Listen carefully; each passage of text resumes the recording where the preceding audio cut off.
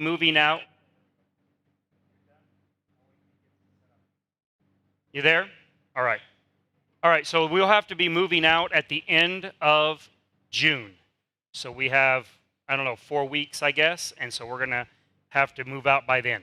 So we're going to be looking at some options and thinking about some things. We haven't decided yet exactly how to proceed. If you guys have any ideas or any suggestions, we would love to hear them as well as we try to figure out what to do next, all right? So that's what's coming up as we think about it more and perhaps reach some conclusion. We'll let you know what the plans are. But again, if you have any ideas or any suggestions or anything you would like to share with us, you can call me anytime.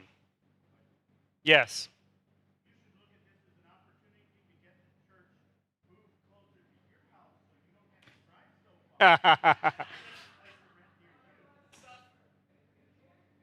One option is on my property. So I'm just saying.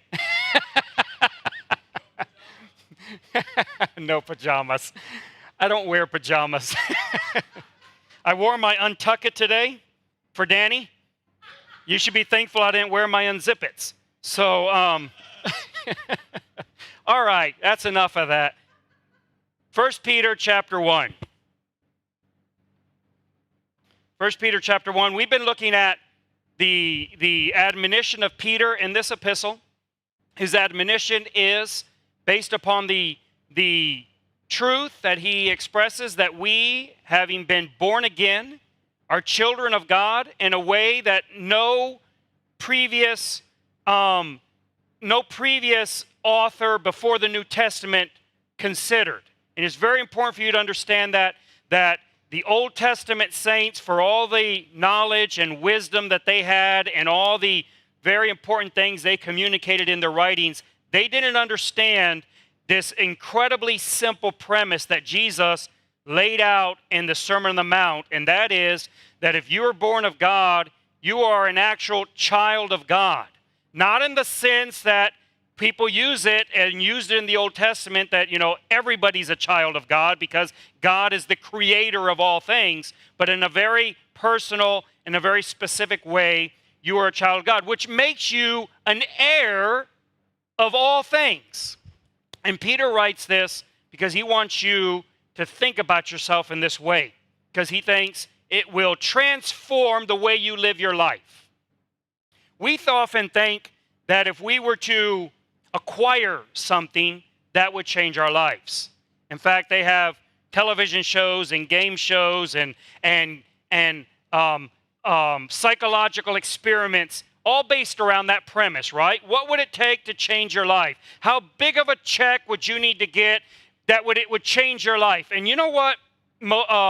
Probably more than half of all lottery winners find out is that it doesn't change your life. You still are married to the same person. You still have the same family. You still have the same friends. You still have the same inner demons. In fact, in some cases, all of that might be bad in your life is only magnified by acquiring more stuff. It won't change your life. But how you think about yourself can radically change the way you live. And as Christians, we should have a desire, we should have an earnest, fervent desire to have a radical transformation in the way we live as opposed to how we lived before Christ. Otherwise, what's the point? If believing in Christ is not the threshold of a radical transformation in your life, well, then what difference is there between Christ and any other religion or any other philosophy or any other psychology? What's the difference? And that's what a great portion of the New Testament is actually about. If you'll go in and actually read it in context, you'll see that this is a major portion of the New Testament is about this very point, that Christianity must be more than just doctrinal understanding. It must be more than just practices that you do or liturgy that you do at church. It must be an actual reality in your life. And you'd be better off, in my opinion, as a Christian, to have the reality of Christ in your life and be dumb as a box of hammers when it came to doctrine, than to be the most brilliant theologian the world has ever known with no reality at all in how you live. And so Peter writes this epistle primarily to change the way you think about yourself. And that's so interesting because as Christians, we often, I think, at least I did for a long, long time, before I started looking at what Peter says and what Paul says in Ephesians, and some of what Solomon even said in Ecclesiastes as well, those three books kind of changed the way I looked at this. But for a long time as a Christian, and I think a lot of Christians do this, we think that there's no reason or no limit to how bad we should feel about ourselves. And Christians really enjoy feeling bad. They do. It's I don't know why that is. It's such a strange thing, and yet we do. It's like if you feel bad about yourself, it means you're doing good. That's like the bellwether there for that. And there's times when you probably should feel bad. But by and large, your problem isn't that you don't feel guilty enough. Now, I'm not saying that you should live any way you want and feel no remorse. What I'm telling you is the reason why you struggle with sin isn't because of lack of guilt. It's because you're not valuing yourself the way God does. And so you don't think, honestly, I don't mean consciously, but deep down in your innermost thoughts, you don't think you actually can do any better. And so you lightly heal, you massage yourself by feeling guilty. And that doesn't help. It doesn't help. And so Peter's saying we need to take an entirely different approach to our life, and that is we need to realize that we are children of God and heirs of immense and eternal power that we have acquired through the power that God performed in our life through the resurrection of Jesus Christ, and we need to live that way with that understanding. And that's what living by faith means. People always talk about this, and they use this term, they throw it around lightly, live by faith, and they mean all kinds of things by it. Many people think that means to have credit cards. You live by faith, right? You spend now and trust in God to pay it tomorrow. That's not living by faith at all. But we won't get into that today. That's another topic. But that's not what living by faith is.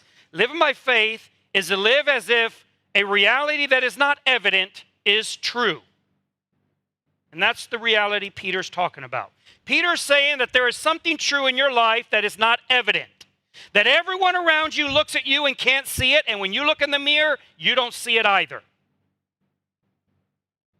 That you're not the same person you were before you got saved. Now, you look like the same person, you feel like the same person, and therefore you think you can't do any better than what you've always done. And Peter's saying that's not true. It's not that you're going to conjure, and you're not that you're going to persuade yourself, trick yourself into thinking something. It's that there is a reality that you need to face. You're different. Have you ever felt different? I grew up in Mexico. We moved there when I was 8, and I lived there until they decided they didn't like me no more, and they kicked me out of the country. So I lived there for a long time. And when I got to Mexico, I didn't speak Spanish, and back then I had hair, and it was blonde. And so I was blonde and blue-eyed in a time in Mexico where there was almost zero American influence in that country.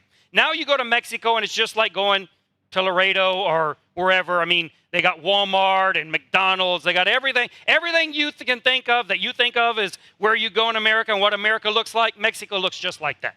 There's no difference. But when we moved there, it was very different.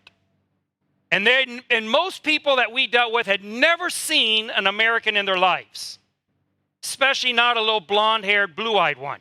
They're all dark-skinned, dark hair, dark eyes, so they all wanted a handful of my hair. And they'd rip my hair out at school. They'd chase me around trying to get it. I felt out of place. I didn't know what they were even saying. My parents just took me down and put me in a public school. No idea how to speak in Spanish. I felt way out of place. It served me well. Since then, it's never been a big issue to me to be out of place or feel weird. Now, that may explain a lot to you as to my psychopathy, right? It has not bothered me very much to be different. Some people really have a hard time being different. They want very badly to fit in. They want very badly to not be seen as strange. Well, I have bad news. In 1 Peter, he tells us multiple times that we are strangers and pilgrims and sojourners and a peculiar people meant to stand out and be different. Now, Moses had to engineer that type of differentiation in the Jews. So that's why they have their strange clothes and strange habits and strange eating. That's all to differentiate them. You can eat whatever you want and dress any way you want, and you're still going to stand out if you're a Christian. And there's no way you're going to get around that. You, if you can take this metaphorically, you smell different. Everything about you is not like anyone else, and the world can tell you're not one of them. And Peter says you need to embrace that fact. You need to not look at that as being the downside of Christianity. That's the upside. Now that takes faith. That's not easy to do.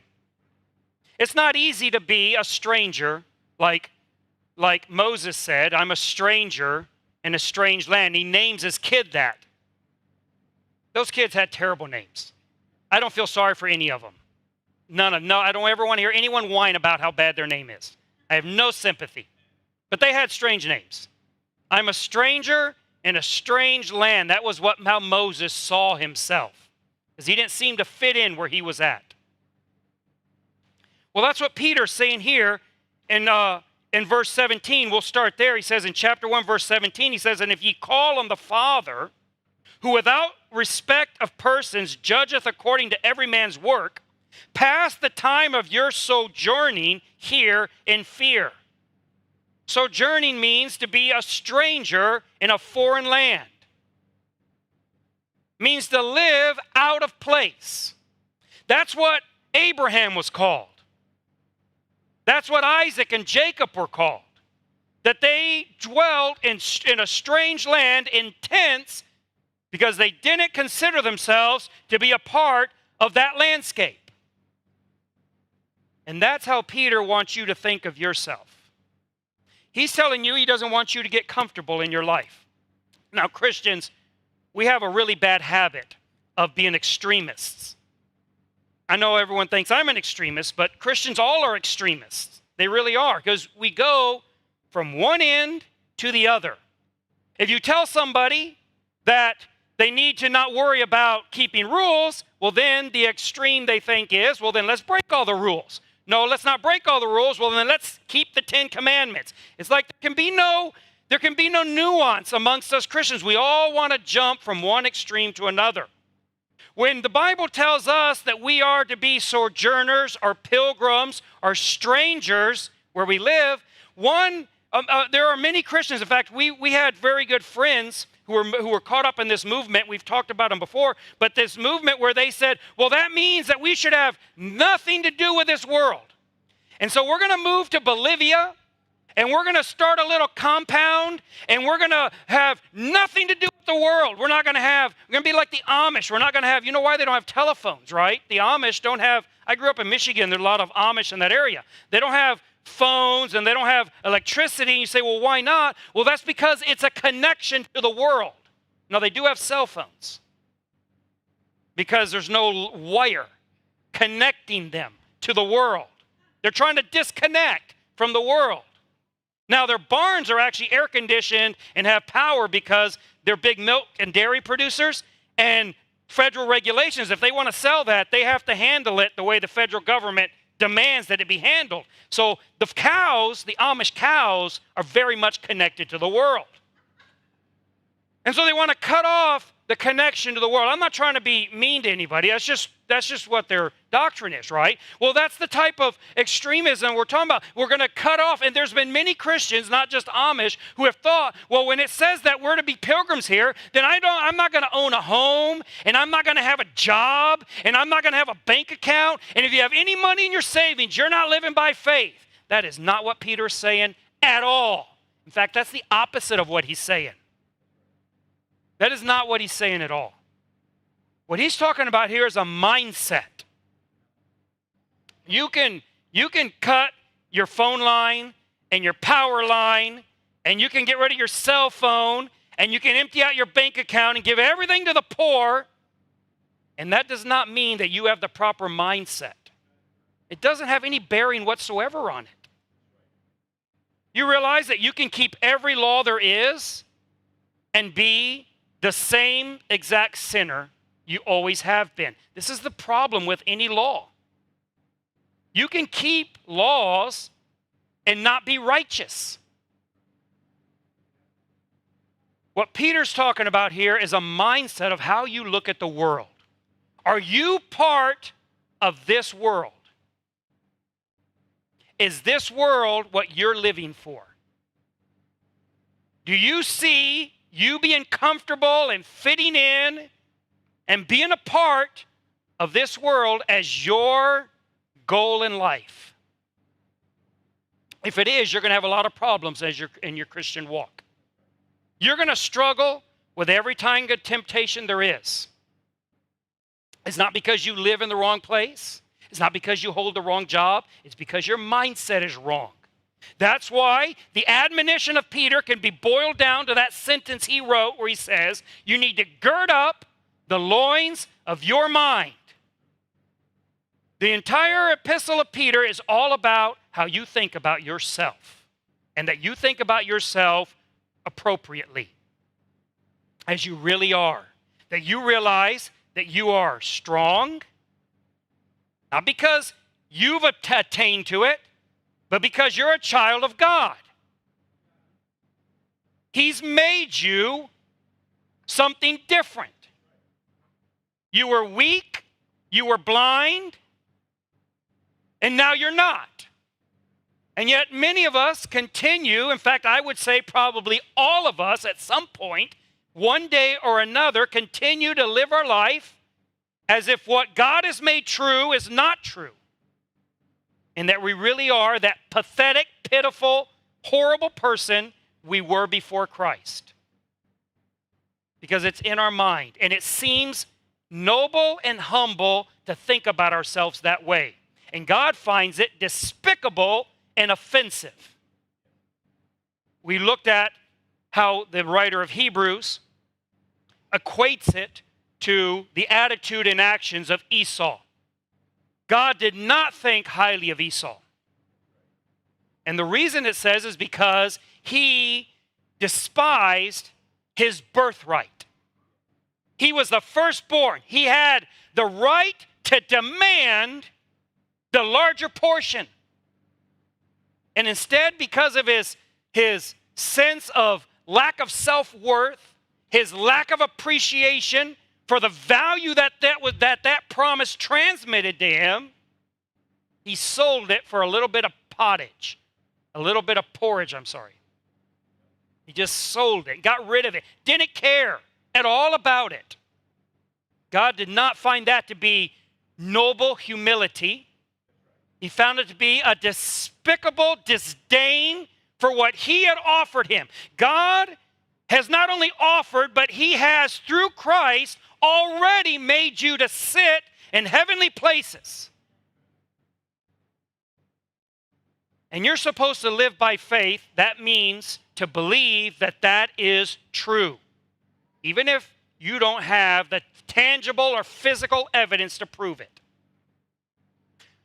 But this is what I want to get to today as we think about this, because when we go through and we talk about this great inheritance and everything, you would think that what the result of that would be, because we look at that, if we call that the reality, right? So the reality is the inheritance, the glory that God has bestowed upon us through the resurrection of Christ. Well, then the condition that we're in is mismatched.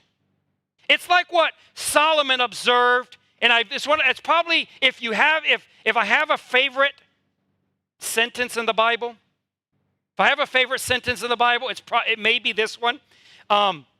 It's where Solomon observes that there's this terrible evil in the world. It's that princes are walking on the ground and servants are riding on horseback. I feel like that every day. It's like I live in upside down world. I live in bizarro world. Everything is not the way it should be. The people that should be reigning and ruling and deciding are nobodies. And the people that should be nobodies are the influencers today. Everything's upside down, in my opinion. And so when we look at that, we would think that what that would cause, living by faith and having that true appreciation for what we are made in Christ, that would have the result of making us angry and bitter and spiteful and impatient. And we addressed that last week. And Peter talks about that, saying that we should not act with malice or guile or meanness or nastiness, but we should out of a pure heart love fervently and be sincere and simple and honest. It's the exact opposite reaction that we would think it would produce, which is why Peter's writing this epistle, because it's not going to be your natural reaction. Your natural reaction is going to be, well, if I'm an heir of all this wealth, why don't I have any now? If I'm an heir of all this power, why am I so insignificant today? And Peter's answer to that is, you are a sojourner. You are a pilgrim. You're not from here. There's an old story, and probably most of you have heard this because it's so often told. But I love it, so I'm going to tell it again. And you're going to put up with it because I have the microphone. That's why we collect them. At the end of the Sunday school, we collect them. So, let me tell you the story. There's this missionary in Africa who's been there his whole life. In fact, he buried a couple wives there. He buried a couple children there. And after a long life of serving the Lord in Africa, spreading the gospel, helping people, ministering to people, he finally, without a family and in ill health, travels home. Back in those days, there's no airplane, so he's on an ocean liner, on a boat, on a ship, and he comes home. He just happens to come home on the same ship as Teddy Roosevelt, who had been over there on one of his safaris. And when the steamship pulls up, or the freight liner pulls up to port, there's this huge parade, this enormous reception, because the president had returned victorious over the savage elephant. And they give him his ticker tape reception. Everyone else has to wait while he exits the boat, the conquering hero. And the missionary looks at all that as he's waiting his turn to finally get off the boat. And he's angry. No one's there to receive him. Nobody's applauding him. Nobody's happy for him. Nobody thinks he's done anything great. He says, I can't believe it. I spend my whole life, sacrificed my entire life in the ministry. And I come home, and there's no reception for me. And the thought that comes into his mind is, but you're not home. You're not home. We're looking for the reality. We're looking for the evidence of this amazing inheritance right now. We're like all the people who, when they're offered a penny a day multiplied or, squared for 1,000 days or $1 million right now, we're like those that always say, give me the $1 million right now. Because we have no sense or no patience for future. Peter is telling you that this is all true. You are born again of incorruptible seed. You're a child of God, an heir of eternal wealth, but not now. right now, you're like Abraham, Isaac, and Jacob, and all the other people of faith in Hebrews 11 that says that they wandered around in this strange land, living in tents, because they understood that they were waiting for a different city. It wasn't this one. And so, yes, there is a mismatch between your condition and your reality. And faith is for you to overlook your condition and live your life according to that reality. That's what faith is. And when you do that, you'll find that a lot of the things you struggle with are no longer difficult. You think that the reason why you struggle with sin is because sin is strong. But it isn't. In fact, sin has no strength at all. Now, I know it doesn't seem that way. It seems quite the opposite. But it is true, and it's stated to be true, very in depth in Romans. You should go read it. Sin has no power at all. In fact, it never has. That's why Paul says that without the law, sin is dead. So you struggle with these things, not because they're real, but because you don't think about yourself properly. You're in the wrong mindset. And that's not psychobabble. That's actually what Peter's saying. You need to gird up the loins of your mind, and you need to realize that you are not what you think you are. You are so much more. And that is not a matter of pride. You're not more because you've become more. You're not more because you've achieved more. This isn't some inner strength you're dwelling on. This is Christ in you, the hope of glory. But if Christ is in you, then you are more. And you need to have that mindset. So what should that elicit in us? When we consider the juxtaposition between our reality in Christ and our condition on earth, which does not seem to match up at all, well, then we should not elicit within ourselves a response of brattiness and self-indulgence and entitlement. That would be our natural way. In fact, Peter even deals with it, and he says, we should not fashion ourselves according to our former lusts, he says in chapter 1.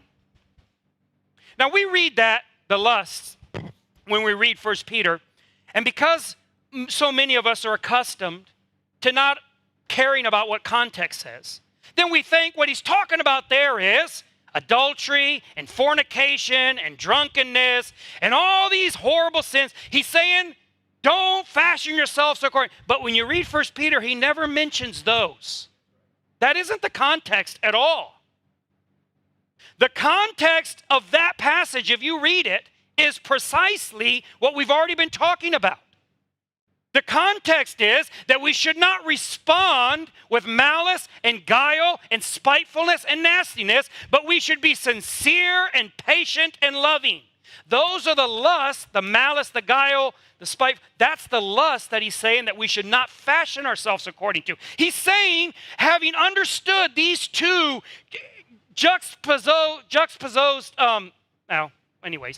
very opposite concepts.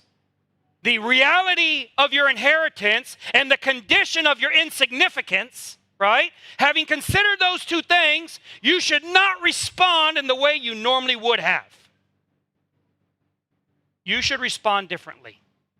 You should react differently. You should not be angry or frustrated. You should be happy. You should be sincere. You should be simple-minded.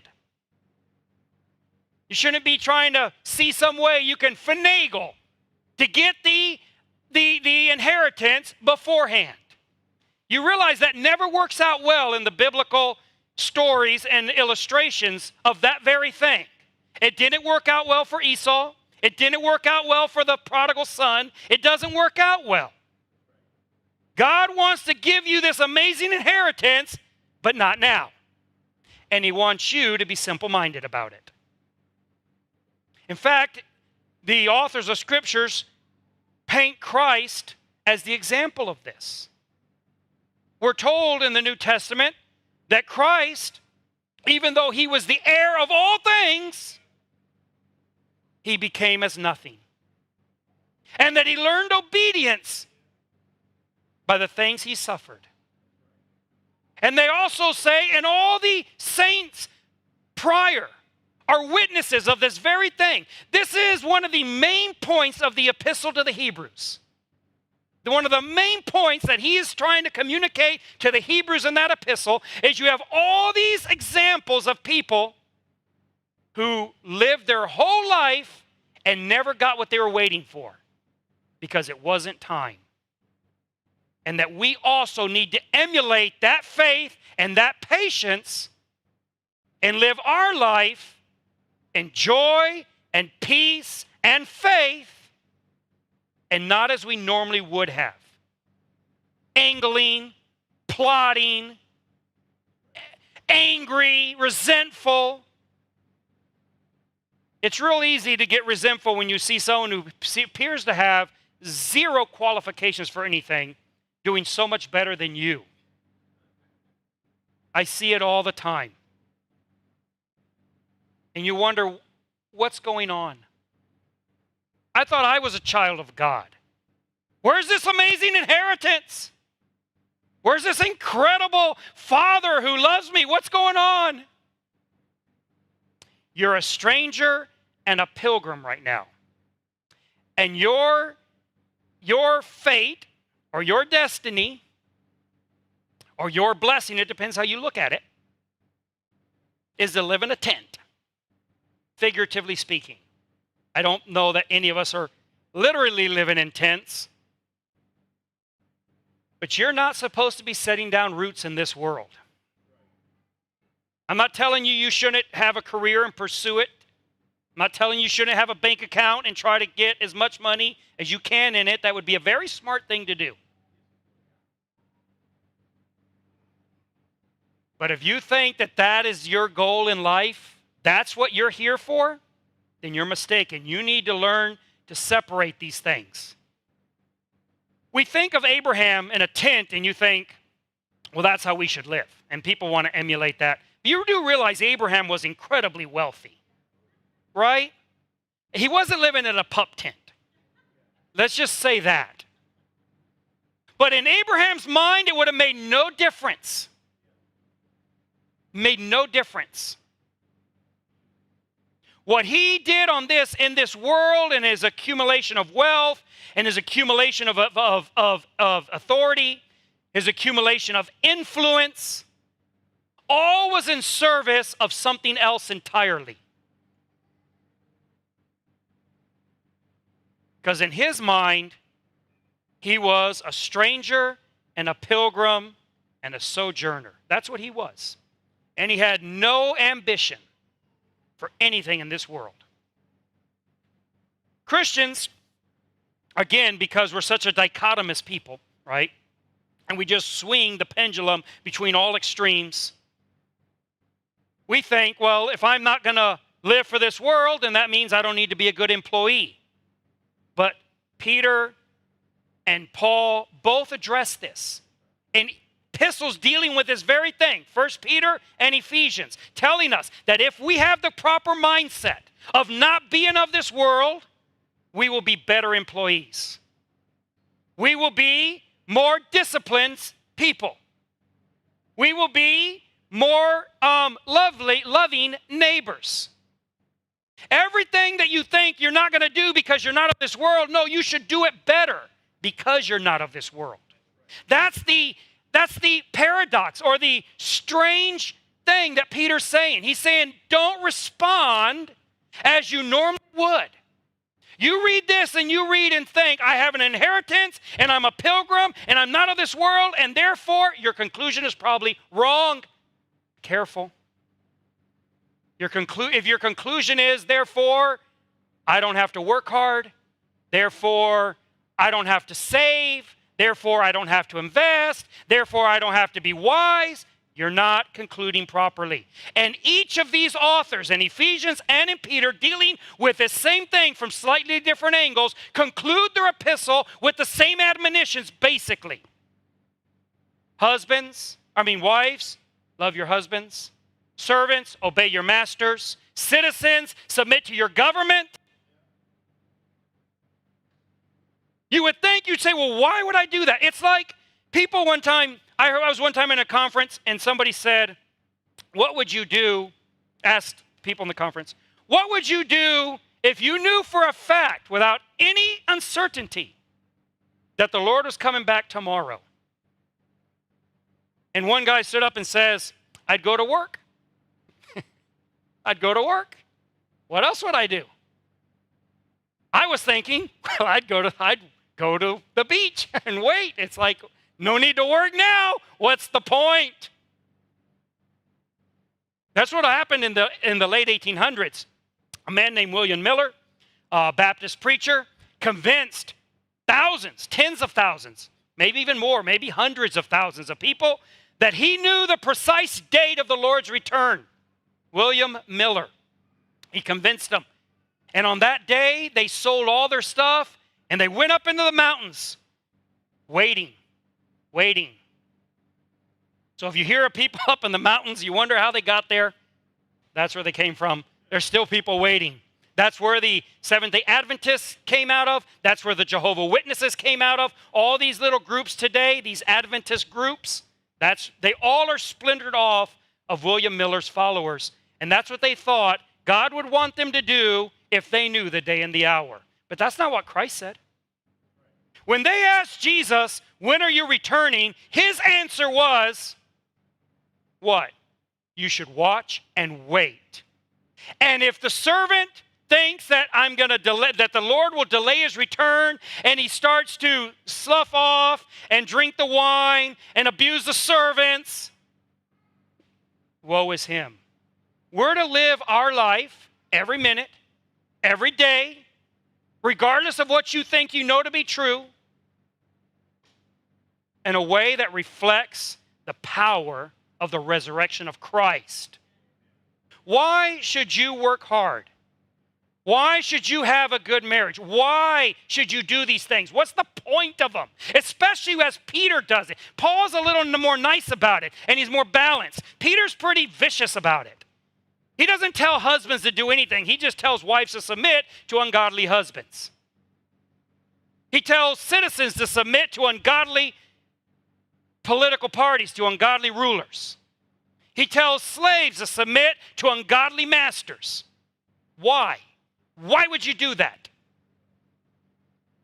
Because it displays, it manifests the power of Christ's resurrection in you. And that's what God wants. That's how you're supposed to react to the reality of your inheritance. I can't say that word. Juxtaposed, thank you. Juxtaposed to the condition of your physical existence. Your reaction needs to be what he says in chapter 2. Let's read that in chapter 2. This is all the context from 1:17. This is all what he's dealing with. I chose not to read it all today for time's sake, but you should go through and read it and see what he says. But all the way down in chapter 2 and verse 16, well, let's start in verse 11. Dearly beloved, I beseech you as strangers and pilgrims, abstain from fleshly lusts which war against the soul, having your conversation honest among the Gentiles, that whereas they speak against you as evildoers, they may by your good works, which they shall behold, glorify God in the day of visitation. And he continues on. We'll skip to verse 16 or verse 15. For so is the will of God, that with well-doing you may put to silence the ignorance of foolish men. And this is what I want you to pay attention to, that you should be as free and not using your liberty for a cloak of maliciousness. But as the servants of God, honor all men, love the brotherhood, fear God, honor the king. That's how he wants you to live. You're a child of God, an heir of all things.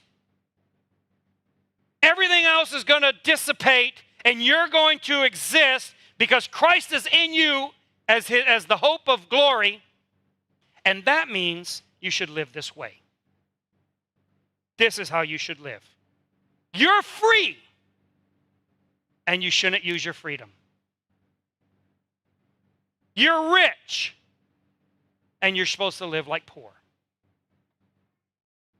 You're under bondage to nobody, and you're supposed to obey everybody. Now that's power. That's real power. If you can come to terms with who you really are and then live as if it weren't so, because God asks it of you, then you've experienced the power of Christ in your life. The reality of Christ, because that's what he did. That's how he lived. He didn't come stomping around in pointy boots, commanding everybody to serve him. He lived as a stranger in a strange land, as a sojourner, as a pilgrim, and it benefited you. You can live that way, and it'll benefit those around you. All right, so that's what Peter's talking about. We'll probably move past these first two chapters now and talk about a few more things later. If you have any questions, you can contact me. And like I say, if you have any ideas about how we're going to proceed or how you think we should proceed, get a hold of us. We're anxious to hear your input as well. And have a great day. Bye-bye. Thank you.